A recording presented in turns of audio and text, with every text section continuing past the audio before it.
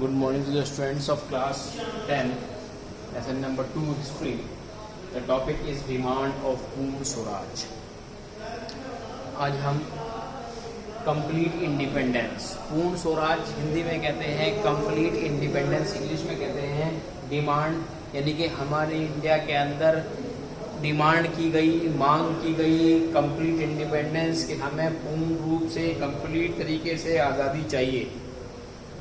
अब यह क्वेश्चन रह जाता है किससे? हर उस चीज़ से जो ब्रिटिशर्स के अंडर कंट्रोल है. तो यहाँ पर आज हम वो डिस्कस करेंगे कि इंडियंस को किस तरह का स्वराज, पूर्ण स्वराज चाहिए. इन अक्टूबर 1929 के अंदर ब्रिटिशर्स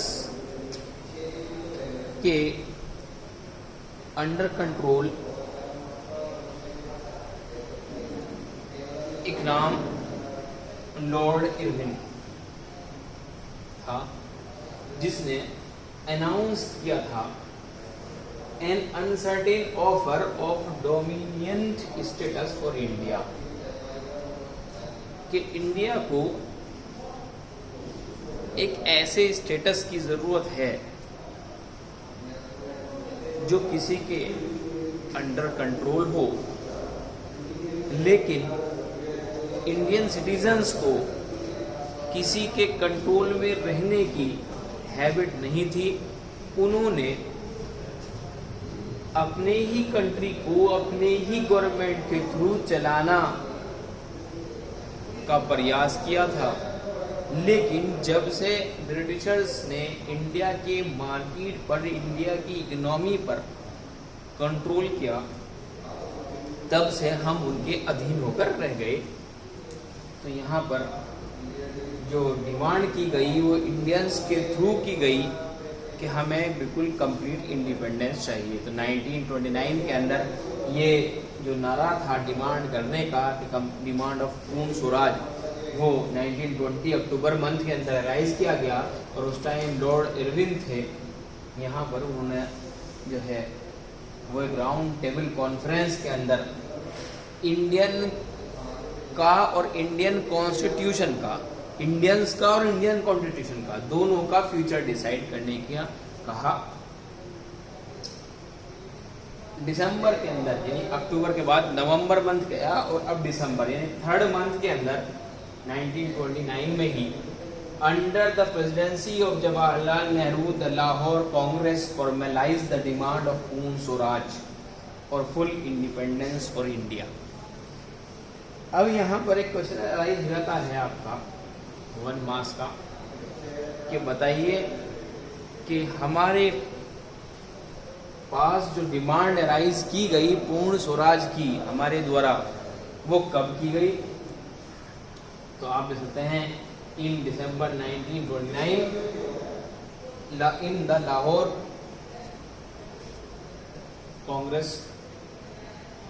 के द्वारा, लाहौर कांग्रेस अधिवेशन के अंदर ये टॉपिक डिस्कस किया गया और ये डिमांड राइज की गई कि हमें पूर्ण स्वराज चाहिए. और वो किसकी लीडरशिप में थी? जवाहरलाल नेहरू की लीडरशिप में थी. It was also declared that, और उसी के साथ साथ एक चीज और भी डिक्लेयर की गई, 26 January 1930 would be celebrated as the Independence day.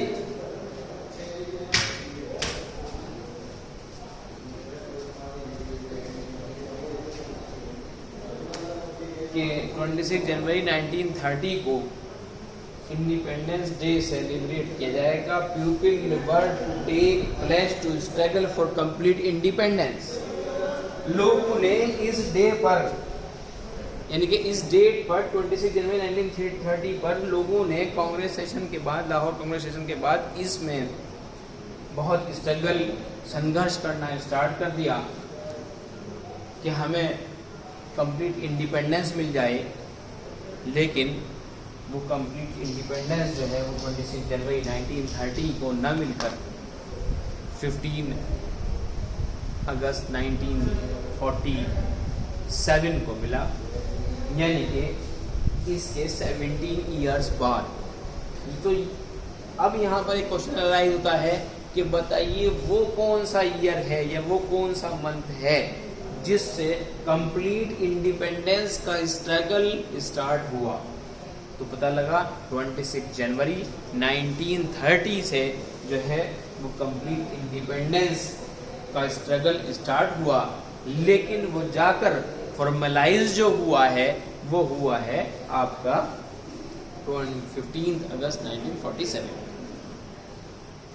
1929 October month से इस बात को रखा गया कि लॉर्ड इरविन के शासनकाल के अंदर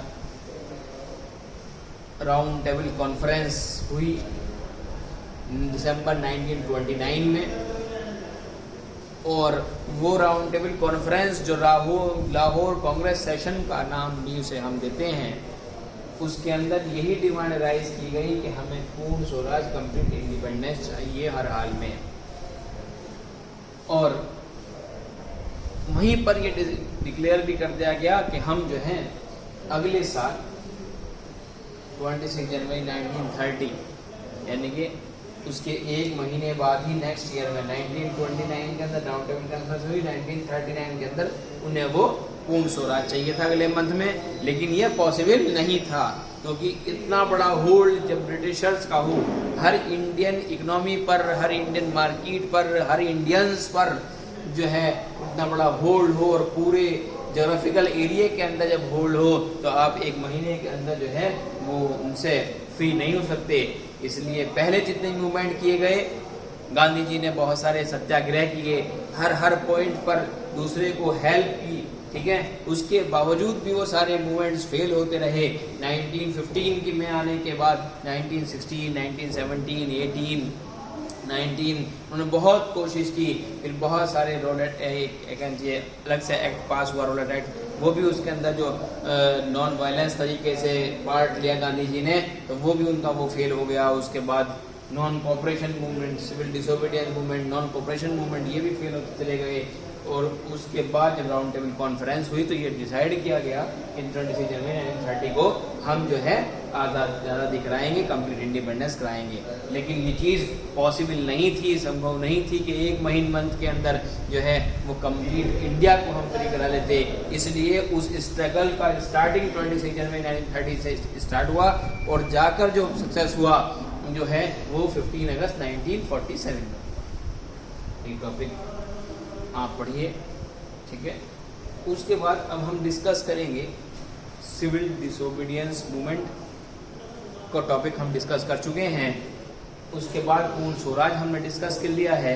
अब हम डिस्कस करेंगे नॉन कोऑपरेशन मूवमेंट, ठीक है, और उसका भी अपना एक बहुत बड़ा रोल रहा है उस मूवमेंट का। तो यहाँ पर हम इसके बाद वो डिस्कस करेंगे।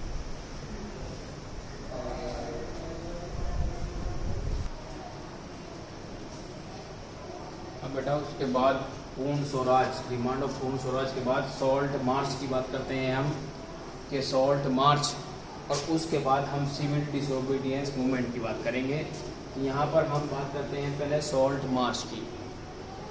महात्मा Gandhi founded that salt was a powerful symbol that could in unite the nation. Mahatma Gandhi ने इस चीज़ को खोजा कि सॉल्ट एक ऐसी कम्युनिटी है जो कि हमारे इंडियन नेशन को यूनाइट कर सकती है और पावरफुल बना सकती है।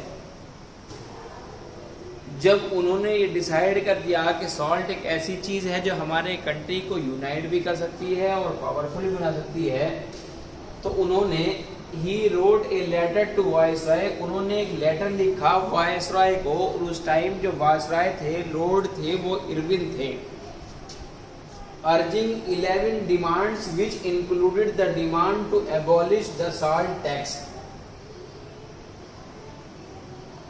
उस लेटर के अंदर महात्मा गांधी ने अपनी 11 डिमांड्स को डिस्कस किया, जिसके अंदर उन 11 डिमांड्स में से एक डिमांड ये थी, including the demand to abolish the salt tax, कि नमक के ऊपर कोई टैक्स जो आपने लगाया है उसे हम नहीं दे सकते, हम उसको एबॉलिश करते हैं, उस चीज को नकारते हैं। The tax on salt and the government monopoly of its production revealed, कि उन्होंने उस लेटर के अंदर ये भी लिखा कि जो टैक्स आपने सॉल्ट पर लगाया है और जो गवर्नमेंट की मोनोपोली है, गवर्नमेंट का जो एक छत्र राज है जो उसने कह दिया वो होना चाहिए सॉल्ट के प्रोडक्शन के रिगार्डिंग, तो उन्होंने कहा कि इसकी पॉलिसी को जो तुमने बनाई है उसे रिवील कर लो, दोबारा उस पर विचार विमर्श कर लो। The most cruel side of British rule, क्योंकि महात्मा गांधी ये जानते थे कि नमक जैसी जो नेचुरल रिसोर्स है उस पर भी, इसके प्रयोग पर भी, उसके कंज्यूम करने पर भी गवर्नमेंट ने यानी ब्रिटिशर्स ने अपने मोनोपोली के अकॉर्डिंग उस पर टैक्स इंपोज कर दिया, और लोग इस पर टैक्स कैसे देंगे, उसको एबॉलिश किया जाए, उसकी जो पॉलिसी है उसे रिवाइज्ड की जाए। इस बारे में महात्मा गांधी ने ये लेटर लॉर्ड इरविन को लिखा। Irwin was not ready to talk upon the demand, तो इरविन जो थे उस टाइम पर वाइस रॉय, उन्होंने गवर्नमेंट क्या कहना चाहिए गवर्नमेंट की साइड से एक लेटर दोबारा लिखा महात्मा गांधी को रिटर्न में, और उन्होंने कहा कि मैं आपकी इन डिमांड्स पर कोई बात करना नहीं चाहता। इट मीन्स इनडायरेक्टली जो वाइस रॉय इरविन थे वो इन डिमांड्स को एक्सेप्ट करना नहीं चाहते थे, और ना ही सॉल्ट के ऊपर लगाए गए टैक्स को हटाना चाहते थे, क्योंकि उनका कहना यह था कि सॉल्ट जो है वो एसेंशियल गुड्स है, और हर पर्सन जो है जब भी गुड्स को कंज्यूम करेगा तो इसकी रिक्वायरमेंट पहले होगी, और इस पर लगाया गया टैक्स जो है उससे हमारा जो फंड है वो रेज होगा। Then Gandhi ji took the decision to launch the movement, और जब लॉर्ड इरविन ने ये बात नहीं मानी, उनकी 11 डिमांड्स के लेटर को डिनाई कर दिया, उस पर टॉकिंग करने के लिए मना कर दिया, तो गांधी जी ने ये डिसीजन निकाला कि टू लॉन्च द मूवमेंट, कि हम एक नया जो है आंदोलन करेंगे, जो आंदोलन जिसका नाम सॉल्ट मार्च होगा। उस आंदोलन के में हम लोगों को साथ लेकर इकट्ठा कर वो एक साइलेंट तरीके से इसका विरोध करेंगे।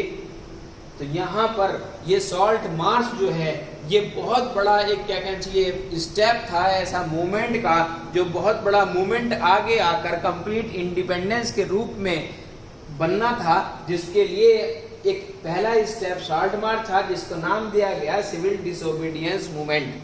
ये एक बहुत बड़ा मूवमेंट था, एक बहुत बड़ा आंदोलन था, और उस आंदोलन का स्टार्टिंग जो स्टेप था वो था सॉल्ट मार्च, जो गांधी जी ने स्टार्ट किया था साबरमती से।